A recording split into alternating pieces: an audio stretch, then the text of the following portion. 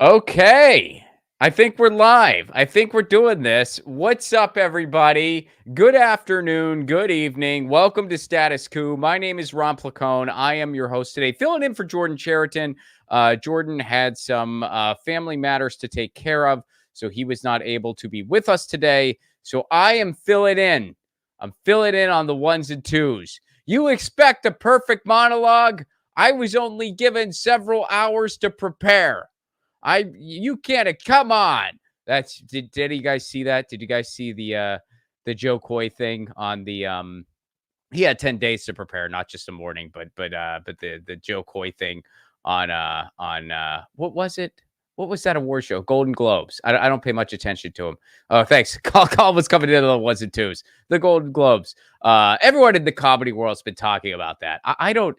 Here's my personal take for anyone who might be interested, and we're not going to spend any time on this, but I think that all of those monologues, if you've ever watched them, all of them have jokes that don't land. Not every single joke lands. And it's because, look, you're in a room full of, a bunch of Hollywood movie stars who, are definitely don't think they should be the butt of any jokes. Not all of them, but some of them. And everyone's looking over their shoulder to see who's who, to see who's in the room. You don't want to, you don't want to stick out in a bad way. It's one of those types of situations. Not the easiest place to do jokes. So most monologues are going to have a couple jokes that don't land. I think where that dude went wrong was when he started calling it out. And not only did he call it out, but he threw his writers under the bus. As a writer myself, that part I was not cool with. And a lot of people were pointing that out. Like, why did you have to throw your writers under the bus?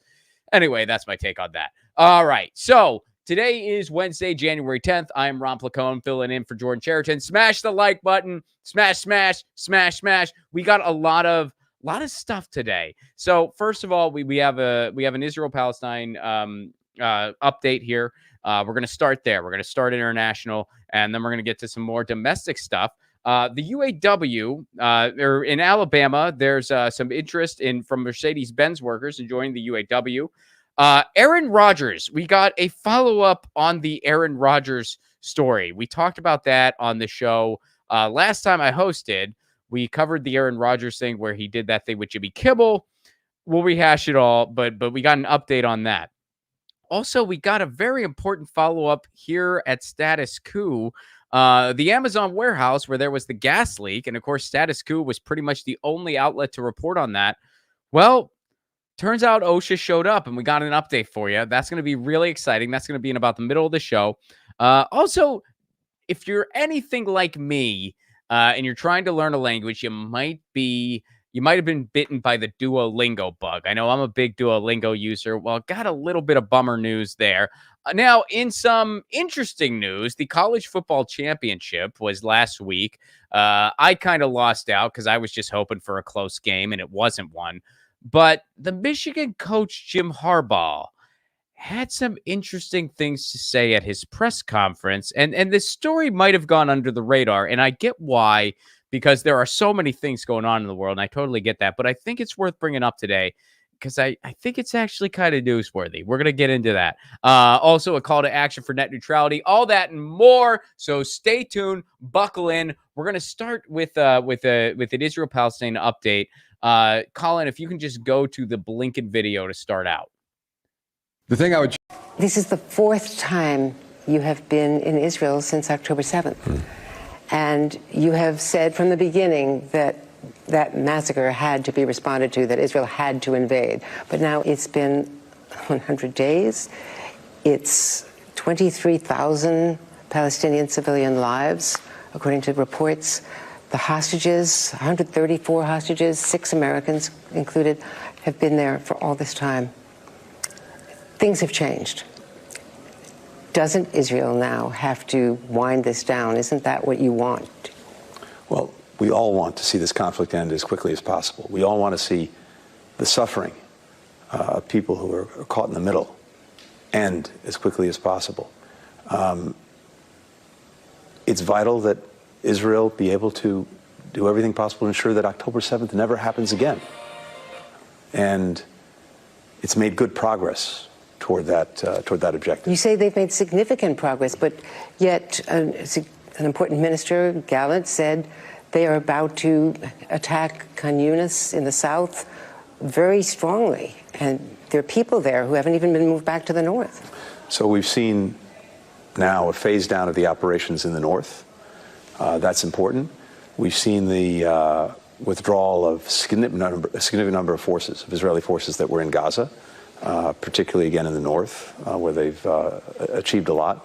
And as I said, we want to see this conflict come to an end as quickly as possible, consistent with Israel's objective of making sure that October 7th doesn't happen again. And as they're completing that effort, we want to do everything we possibly can to increase protections for civilians, to make sure that humanitarian assistance is getting in and getting to people who need it. And that's what we're working on relentlessly every day. And of course, the hostages. I had an opportunity to meet with the families again. I've met with many of them, almost all of them before, on several occasions, including with President Biden. For them, these 3 months have been an eternity. Every day, every hour, every minute feels like an eternity. So we're also relentlessly focused on bringing them home. I wish I could believe him, don't you? I mean, what else do you say to that? I wish that he was telling the truth when he said we want this to end. That's unfortunately not the truth. Because if they really wanted it to end, it would have ended. The United States is funding this. We all know that. Joe Biden totally has the leverage to demand a ceasefire. He won't do it. Why? Well, because he doesn't want that. Our government doesn't want that. So, and boy, does this all sound familiar. This is the same record they always spin. And it gets so, I mean, it's like they're not even trying to change the tune. And why should they? Because it works. Look, we all know the war machine makes money when they instigate endless war. And that's what the United States does. The United States is a war economy. The United States is a war machine. Smedley Butler wrote the book a long freaking time ago. Boris a Racket is the book, by the way. If you haven't read it, I recommend it.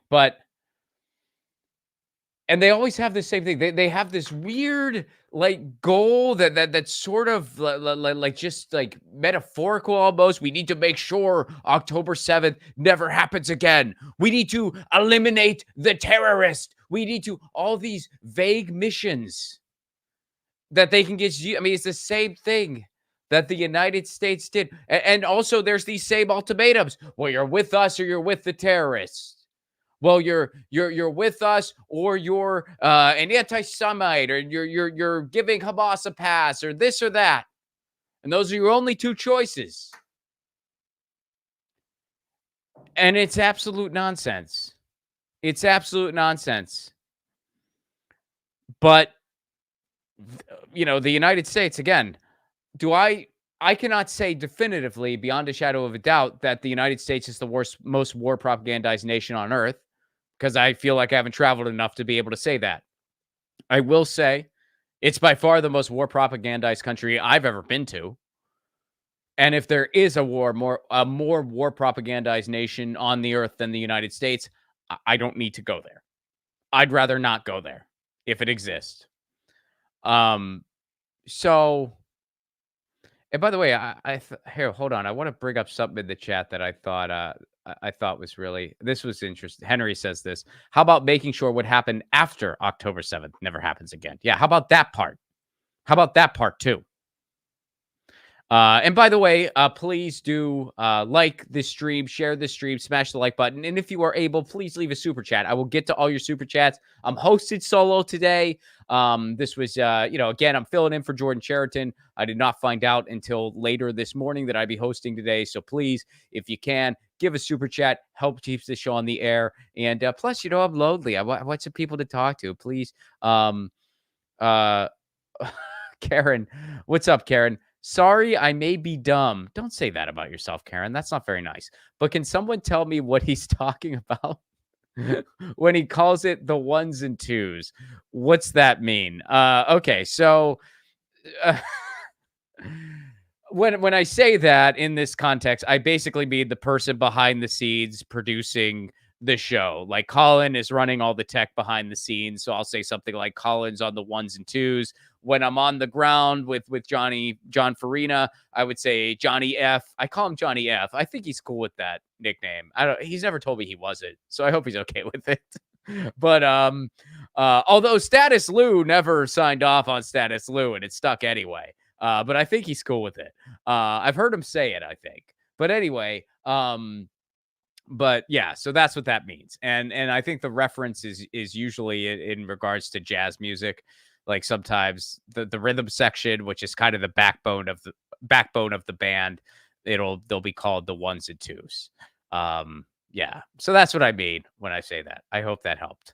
And I hope you like it. Which, by the way, Colin is on the ones and twos. But thank you for your question, Karen. I appreciate it very much because perhaps other people had the same question. All right. So that's what's going on. That's the update there. It's up to 23,000 people. 23,000 civilians have died. And that's just what's been reported. So this is a genocide, and the reasoning they're using, this segment from Blinken, you could have just ran a segment from 2001 and just replaced some of the players involved.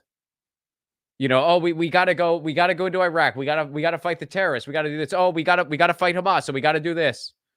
How is bombing a hospital fighting Hamas? Well, don't ask questions.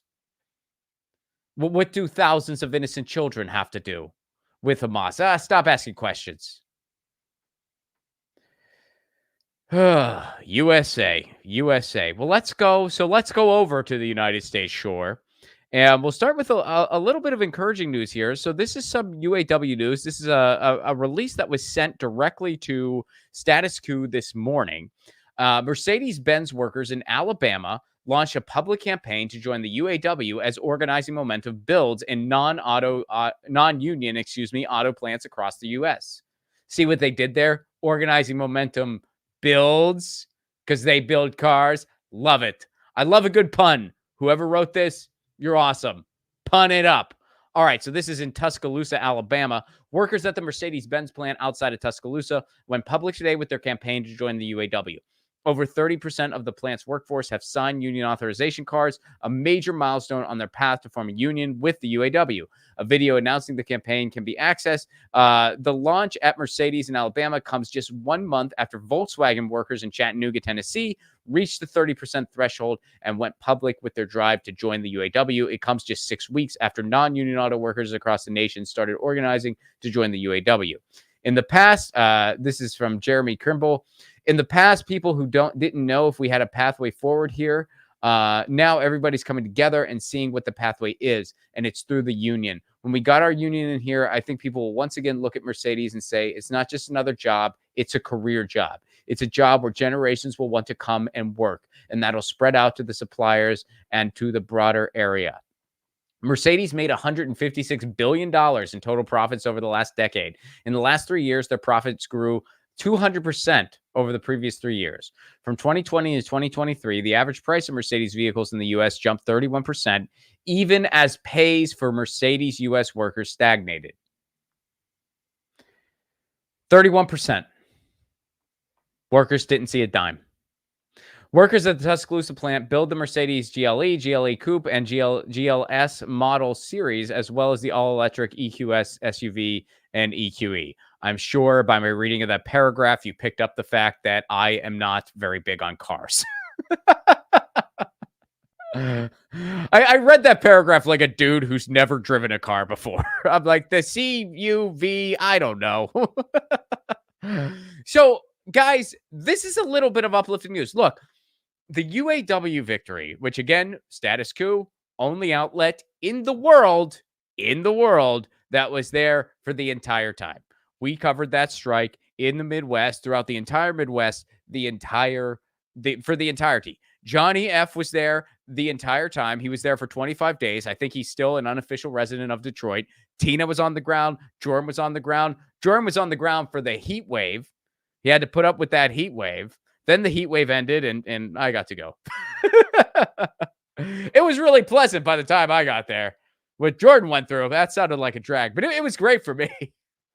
It was actually, and joking aside, it was an amazing experience, and I'm so glad I got to do it. It was an honor to get to do it, and honestly, we could not have done it without you. So thank you for allowing us to do what we did. So please, folks, if you are able, join Status Coup. You can go to statuscoup.com/join, and we have $5 memberships and $10 memberships, and we're going to get more into what your membership really does here in just a little bit. So this is a pivotal moment because people are seeing that UAW victory.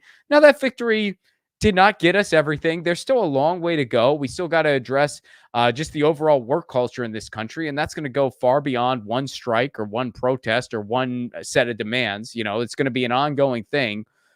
But it was a very pivotal win. And more recently, you saw Sean Fain demanding a ceasefire. You saw a union leader weighing in on international politics and issues of war and peace and diplomacy.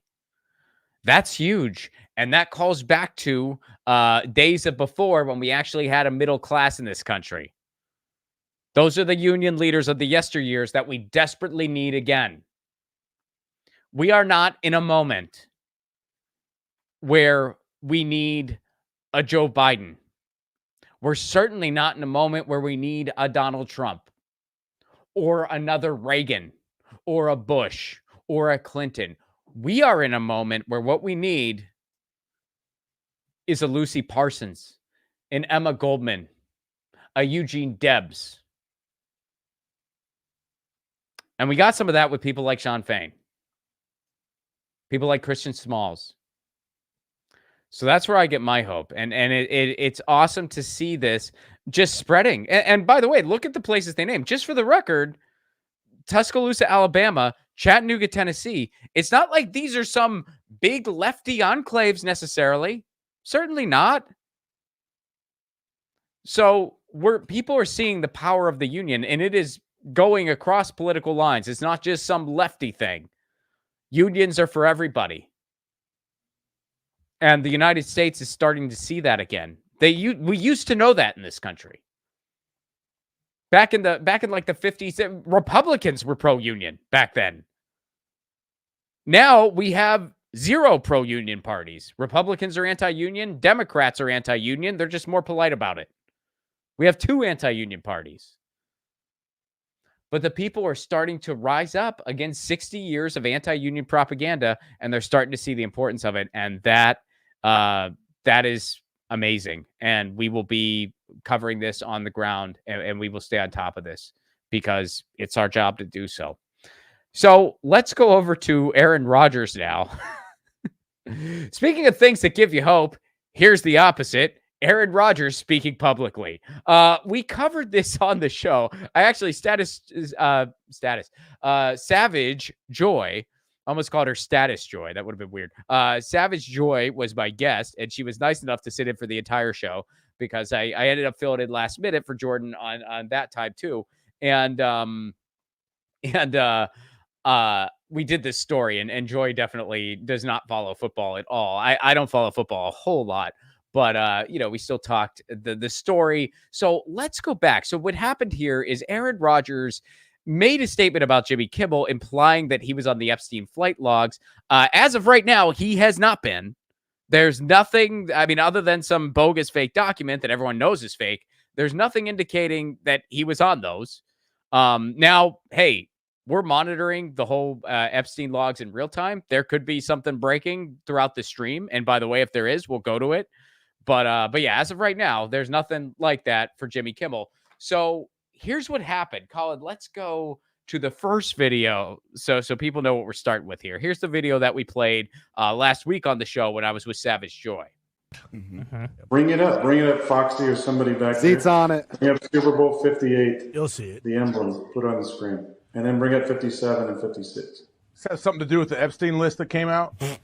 Feels like That's supposed to be coming out soon. Look, this guy's been waiting in his wine cellar. Yeah. I've been waiting in my wine cellar for this thing. A lot of people, including Jimmy Kimmel, are really hoping that doesn't All right.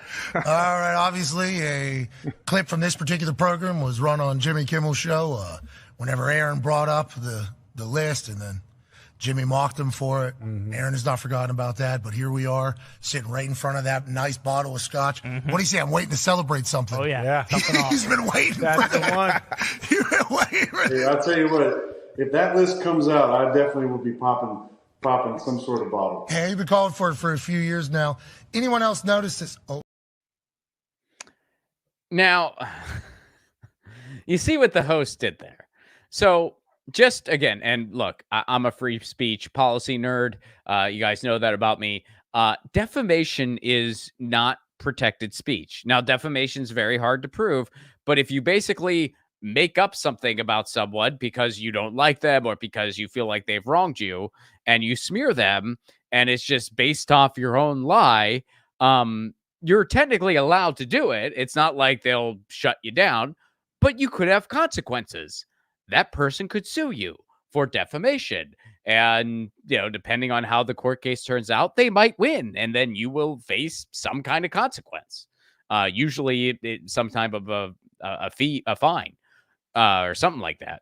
So immediately you saw those hosts try to pivot away. Like they were like, he's and Aaron Rodgers, he didn't necessarily double down. It's not like he's like, yeah, Kimmel better watch out a second time. But he did say, look, I'll be popping something. He kind of didn't. He didn't laugh. He didn't really give them the confirmation that, oh, yeah, he was just joking around because him and Jimmy Kimmel have a little bit of a beef. He kind of, and you could tell they were pivoting away from it because they didn't want that trouble. Well, here's an update. Let's go to Aaron Rodgers' quote unquote apology. It's not much of an apology. Let's go to that video next. The history of this, before I get into what I said, what I actually said, and how I feel about all that, the history of this, whatever this is between Jimmy and I, this goes back to COVID times, right? And in COVID times, he mentioned on his show jokes about my immunization, which I know you also made a little joke about it. Fast forward to, again, unprompted, we're talking on our show as we do about a lot of different topics. Somehow the Epstein client list comes up. And I said, it's interesting, and there were for a long time. Even still, there hasn't been a list that's been released. There's been one person's, deposition from a 2015 case, right? But we said there's an excitement to expose corruption. And what I joked about the other day about popping a bottle, there's excitement about when the corruption anywhere gets exposed and people who are accused of these heinous crimes get exposed. That will be nice that we can get this all out in the open. That's not there. So I made this comment on the show whenever that was last year, right, I believe. And then unprompted, he comes out and says that I'm an overly concussed wacko. In my opinion, it seemed like because I believe that there was a list and that there were names on that, right? So, then we fast forward to this last week, right? And I said that a lot of people, and I'm quoting myself here, a lot of people, including Jimmy Kimmel, are really hoping that doesn't come out. End quote. That's what I said. That's the entire quote. I totally understand how serious an allegation of pedophilia would be. So for him to be upset about that, I get it. Did you watch the quote? Because that's exactly what I said. Verbatim what I said on the show. Okay? I'm not stupid enough, even though you think I'm an idiot, and you made a lot of comments about my intelligence, but I'm not stupid enough to accuse you of that with absolutely zero evidence, concrete evidence. That's ridiculous. So I'm glad, and I think we can agree on something, is that one, those crimes are heinous, and two, I'm glad you're on the list because those who are on the list, and this is what I think we can agree on, that at minimum there should be an inquiry into their involvement. I'm not anti-vax. I'm interested in informed consent and things that are in the best interest of my body. I'm not a MAGA. I've never had any affiliation with anybody associated with that movement, right? Which is okay if you are, though. There's different opinions all over the place, right? If you're that's your ideology, that's fine. I'm not a super political person, Okay, do whatever you want. Conspiracy theorists, that's fine. Because if you look at the track record of conspiracy theorists in the last few years, they've been right about a lot of things. I'm glad that Jimmy is not on the list. I really am. And I don't think he's the P word. And, I think it's impressive that a man who went to Arizona State and has 10. Okay. So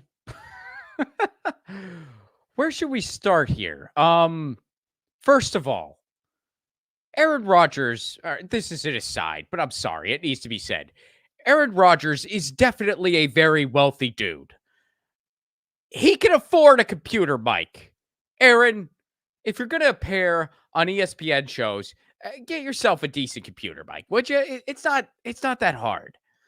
Also, I'm assuming that your house is of a decent size.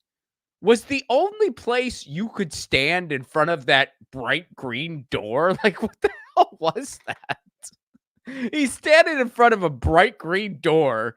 No, he sounds like he's in like he's standing in a tunnel or something. It wasn't that bad, but I mean, it wasn't. And then he sounds like somebody at the bar when you're trying to leave.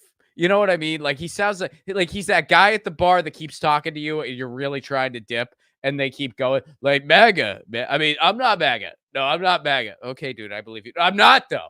I'm not MAGA. I'm not MAGA. I'm not. Okay. And at this point, you're thinking in your head, this person definitely voted for Trump. But they're like, I'm not MAGA. I'm not, but if you are, that's fine. Like, I'm not, dude. I just want to take my wife's glass of wine back to her at the table when you keep talking. Conspiracy theorists, they were right. They've been right. I mean, you just, some people aren't ready for the truth. I gotta go, dude. You're not ready for the truth. You're not ready for it, dude. I'm just trying to have a Friday night. That's what he sounded like there. And then he's claiming like people misconstrued what he said, but it's like, what was there to misconstrue? We all know what he implied. It's not necessarily, and of course the host tried to, diffuse it right away, make it clear that he's joking around, because by the way, if you are sued for defamation, obviously like one of the defense is like, hey, I was clearly joking around, and any reasonable person would see that I was joking. Obviously, satire is protected. If it wasn't, every Onion headline would get sued for defamation. They'd be like, Mitt Romney is suing you for implying that he drank the blood of a unicorn or whatever. And it's like, look, that it's clearly satire. Everyone knows it's a metaphor. It's a joke. And yeah. So anyway, man. All right, so let's see how good this apology worked for him. Let's go to the article, Colin. Here's how good his apology worked. Aaron Rodgers off the Pat McAfee show for the rest of the season. Even Pat McAfee has had enough of Aaron Rodgers. Well, we played the video where Pat McAfee had to do the disclaimer after the fact. And it was so obvious, like a lawyer briefed him. The ESPN host announced at the start of the Pat McAfee show on Wednesday that the Jets quarterback has made his final appearance of the season. We wish him and his green door and not computer microphone all the best. There will be a lot of people who are happy with that, myself included. Man, Aaron Rodgers might get another concussion because he just got thrown under the bus. Boy. Myself included, to be honest with you.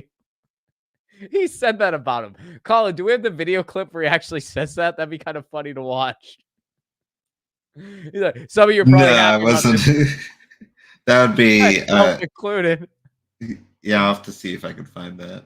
Oh man, that was like what if that happened to somebody here? That would be so bum. That would really bum me out if Jordan did that to me. He's like, Rob Placone will no longer be. Some people are probably happy about that, myself included. Let me tell you, that guy. So Pat McAfee says, myself included. The way it ended, it got really loud. I am happy he's not going to be in my mentions going forward, which is great news. Rodgers was originally scheduled to appear throughout the playoffs. So I guess the Jets didn't make the playoffs. Or maybe they did, and he's just doing double duty. I don't think he starts for the Jets. Now, if you couldn't tell, I don't know much about cars, and I don't really follow the NFL much anymore. I used to be a big NFL guy. I would have known the answers to all those questions like maybe 5 years ago. But in recent years, I've gotten way more into hockey and then football, but not the football, soccer. So yeah, I don't follow the NFL as much as I do anymore. If anyone knows, does he start for the Jets? I'm curious. I don't think he does. Oh, he's been out for the whole season. Here, Bruce says he's been out for the whole season. OMG. Okay. What's the OMG? You don't know that? Guy who says he doesn't follow football. All right. So Aaron Rodgers. He was Achilles. Oh yeah, that's not good. All right. So that was Aaron Rodgers. So he lost his gig. So he was originally scheduled to appear throughout the playoffs. Now, last week, Rodgers was on every week in January after the regular season and even appeared the Tuesday after the Super Bowl and beyond before leaving for his darkness retreat at the end of February. I'll be honest with you, I'm not entirely sure I know what that is. Rodgers' fourth season as a guest of the show ends amid a feud with Jimmy Kimmel after suggesting the ABC late night host could be on a list of Jeffrey Epstein associates, which again, terrible thing to do. That's a terrible thing to do to somebody. It doesn't matter if you like or don't like Jimmy Kimmel. Doesn't matter how you feel about Aaron Rodgers. That's like not an okay thing to do to somebody. And what he said there was not an apology. It was just a rambling about his perspective on things. He didn't say like, yeah, some people thought that was an insinuation. I didn't mean to come off that way, or I was kidding, or he didn't do any of that. He just said, oh, I'm glad he's not on the list. And then he just said there hasn't been a list, even though he insinuated that Jimmy Kimmel might be on one, and he knew that. So, yeah, I can't say I blame ESPN for going, we don't really want to affiliate with this guy anymore. All right, so let's go to some cool news that Status Coup really played a role in. And now when I say cool, I don't mean cool in the sense that, oh, it's great this is happening. It's actually terrible that this has happened. But there's a little bit of a bright spot. So yesterday on the show, we continued to cover what happened at the Amazon warehouse, where there was a gas leak. There were workers in the building. One of them was even pregnant, or at least one that we know of was pregnant, was in a building with gasoline. And they reported it to the manager. The manager would not let them leave. Eventually, they called the fire company. And fire company came out. So they said, you guys got to get out of here. They got out. The manager still did not dismiss them and let them go home. They made them stay there. They basically gave them some, the way Jordan described it, these heat ponchos, and said, yeah, just go ahead and wait.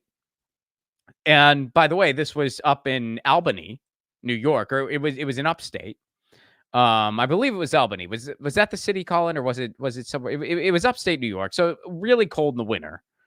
And they were just left there for over an hour before they finally got to go home. The whole ordeal took over 7 hours, and they were standing in the cold and in a warehouse with a freaking gas leak. One person was at the care facility, which how dystopian is this? So the facility where they have, like, I guess nurses or practitioners in the warehouse is called AmCare. So the person was in AmCare saying, hey, I'm not feeling well. And it's like, oh, it's probably because the gas leak. The gas leak's probably making you not feel well. And you're not allowed to leave because this company's absolutely psychotic. Thank you for that, Chris. It was in Shodak, New York, just outside of Albany. Really, the official diagnosis here is capitalism. You're suffering because of capitalism, because this is absolutely nuts. Well, guess what, y'all? Status Coup was pretty much the only outlet to report on this issue because it was brought to us. And it looks like there's a little bit of a positive development here. So let's go ahead and play the video, Colin. Good morning, everyone. I have some exciting news. So today, Wednesday, January 10th, we are flooded at ALB1 with regional safety and OSHA. I just had a half-hour discussion with regional safety, calling for a town hall meeting with all associates. I don't want it to just be my voice. Associates come to me, but I hope that their voices will be heard at a town hall meeting. Thank you to OSHA for immediately responding, getting in the building.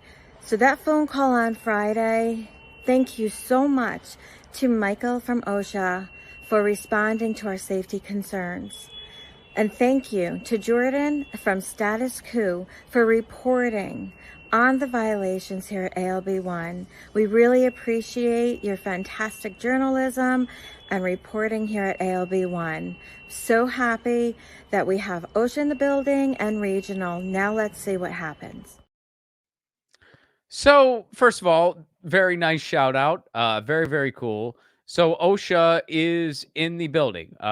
So hopefully they're gonna do something about this. Hopefully OSHA takes some action. We talked about this on the show yesterday, and I will reiterate, I do think that manager needs to lose his job. I understand that Amazon is a completely psychotic company and it goes far beyond one warehouse and one manager. But I think in that particular situation, like, yes, that manager needs to lose his job. Something needs to be done. Just across the board, but locally as well. So we'll see what happens. And guys, I just want to reiterate, when you support Status Coup, this is what you're supporting. Nobody else reported on it. It was just Status Coup. And now look what happened. OSHA had to show up. They had to answer the call. So this is why journalism is important. This is why journalism is essential. This is why we need journalism. And this is where the corporate media fails completely, because they wouldn't report on this.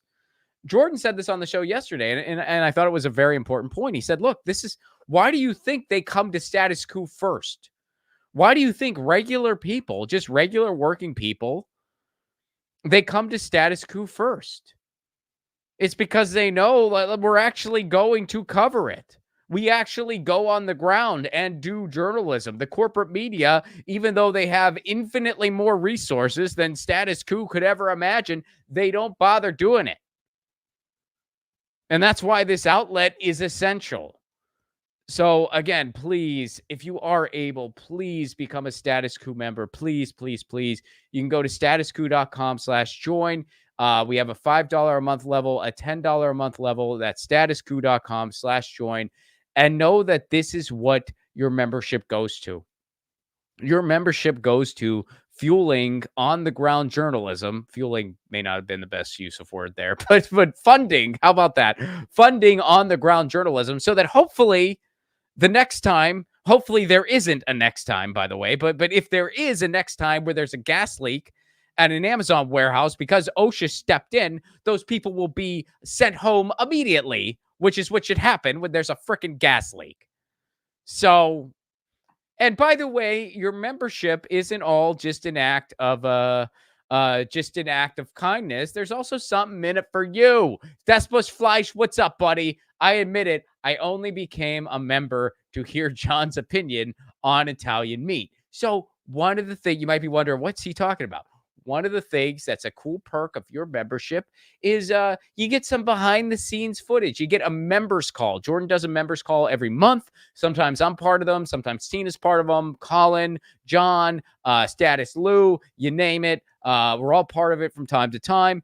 And also, you get some behind the scenes footage that we make for you. And one of the things that Despo's Fleisch is mentioning, when John Farina and I were in Chicago together, it was brought to my attention that John had never tried an Italian beef before, which is a very popular sandwich in Chicago. And I was like, dude, you never had an Italian beef? He said, no. I was like, well, we got to change that. And we might as well make some content out of this.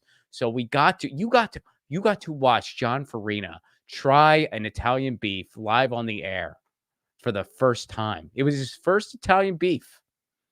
And so that's one of the perks. If you Colin is going to try kangaroo for the first time. I don't know. That'd be interesting though. What if that was a members thing? We all try some kind of weird food. Although the Italian beef's not really weird. It's just particular to Chicago. But that would be cool if we all tried some weird exotic food for the first time on air. Like, Ron's gonna eat a monkey brain. I wouldn't want to do that. Yeah, I'm not gonna do that. I'm just kidding. All right. So anyway, but it would be cool if we all like maybe some kind of bizarre vegetable we're scared of. Like you're gonna eat. Yeah. All right. So statuscoup.com/join. And look, we rely on your membership to be able to do what we do. And what happens here is absolutely essential. So, if you can, statuscoup.com/join. Yeah. And, if this was a different country, if this outlet was in Norway, we would not have to rely on people to be our members. We would get funding from the government.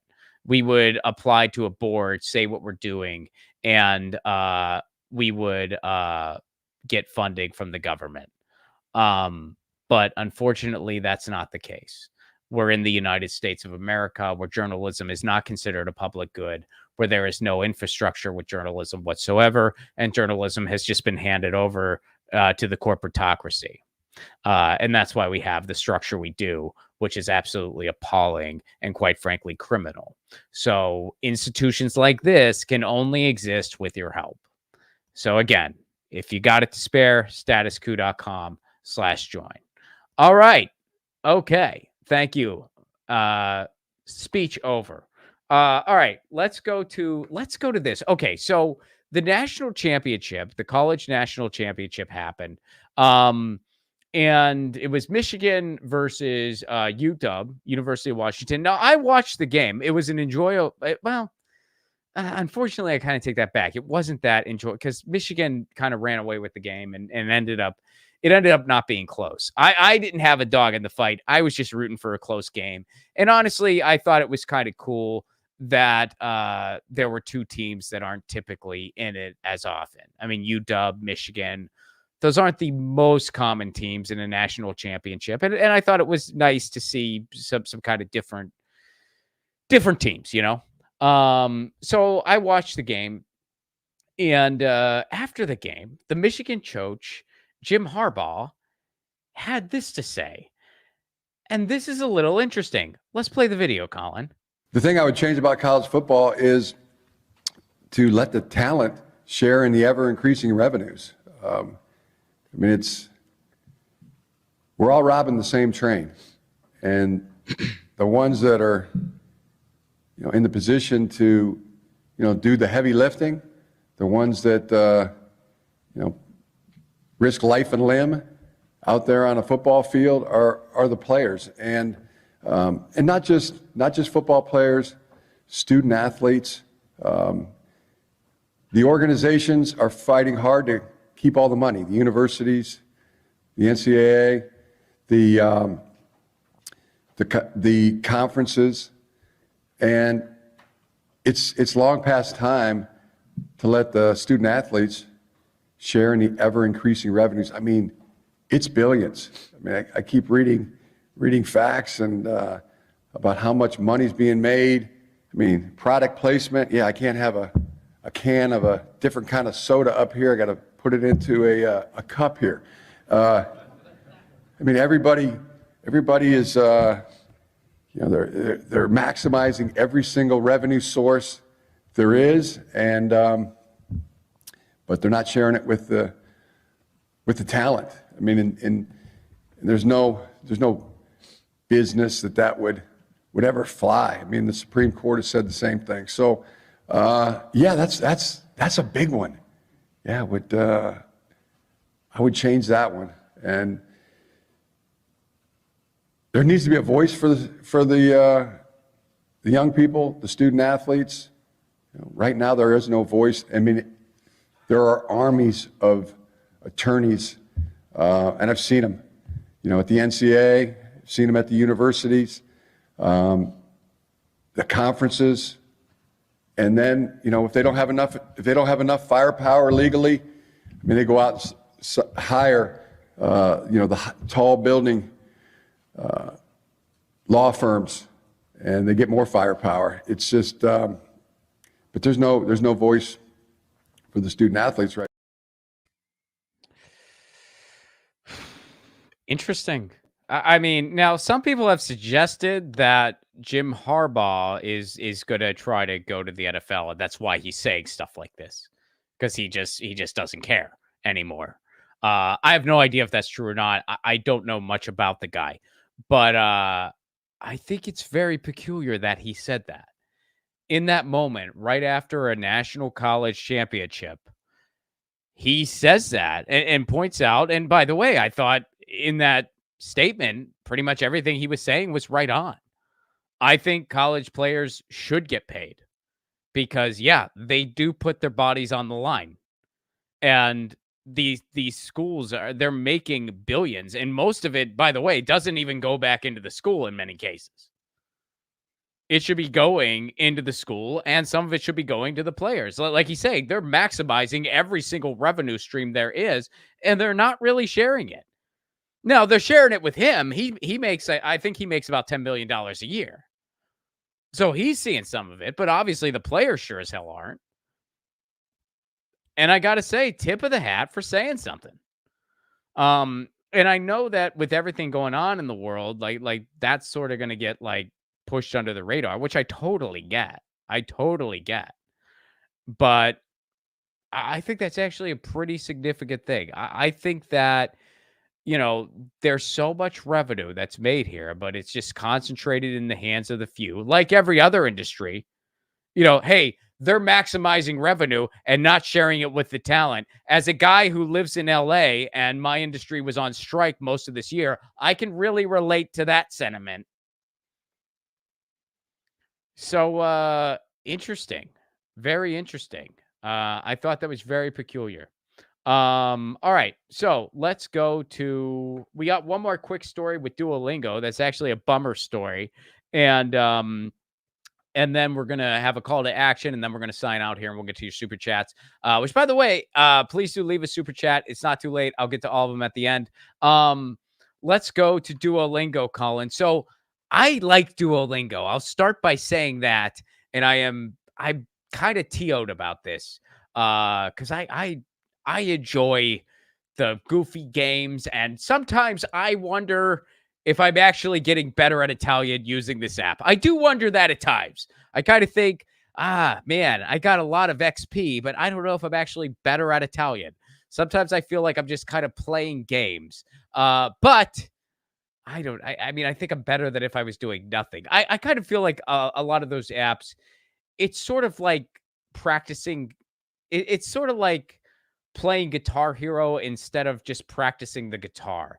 Like, it'll help you with rhythm, but it won't actually, you won't really learn the guitar that way. I feel like those apps are kind of the same thing. Like, it's like, yeah, you're going to learn some things. You're going to retain some stuff. Your pronunciation is going to get better, but you don't really get better at the language unless you are using it on a daily basis. Maybe it's not a perfect analogy, but I kind of feel like that's the ballpark of what these apps are. But I'm not really in a situation where I can use my Italian on a daily basis, unfortunately. So this is what I got. So here's the article. Duolingo reportedly shifting to AI use after laying off translators. So the use of AI in fields has been a hot button topic for the past year and will likely be a hot button for some time. However, the AI trend is affecting something that many users are taking for granted, as popular translation app Duolingo has reportedly laid off a large number of contract employees in favor of an AI model. So they offboarded about 10% of all their contractors to instead just, which, by the way, it's fine to use AI to help, but to just take human beings out of the equation entirely it's going to be imperfect. These AI is not perfect when it comes to translation. Google Translate itself is very flawed. Try using it all the time. You're going to have some mishandles. You're going to say stuff in a way that's not technically correct.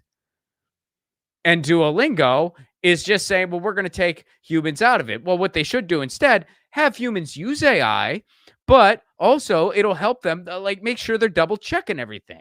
Keep the translators there to double check everything. And guess what? AI will make their jobs easier. So they'll be able to maybe do a little bit more and have more output. Then everyone's happy. Everyone's happy. The translators still have a job. Everyone's more productive because they have these tools that make their jobs easier. But instead, they're like, no. Let's just save money and have a shittier product. So I actually did this. This was just a basic Google search. But let's go to that consumer rating. Here are 10 alternatives to Duolingo. So best language learning tools, Rosetta Stone. Go ahead and scroll down, Colin. We'll just do a Pimsleur, Babbel, Preply, a Mondly. I've never even heard of that one, actually, to tell you the truth.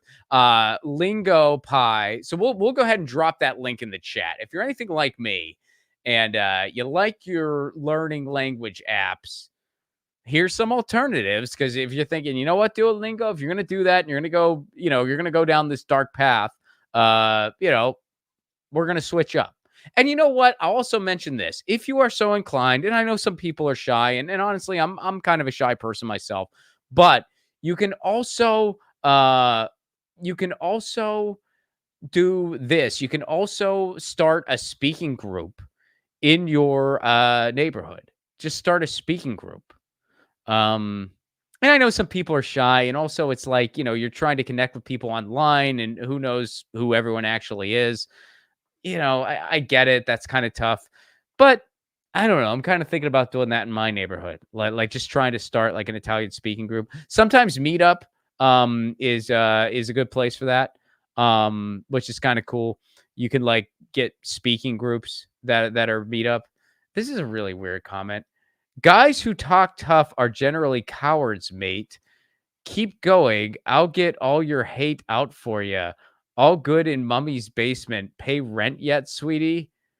What spawned that? What, like? Hey, it's a bummer that AI is taking jobs away from people. Oh, tough guy. Real tough talk. Yeah. I'd be curious what in the show spawned that, ironically enough, very hateful comment. Was that directed at me? I'm curious.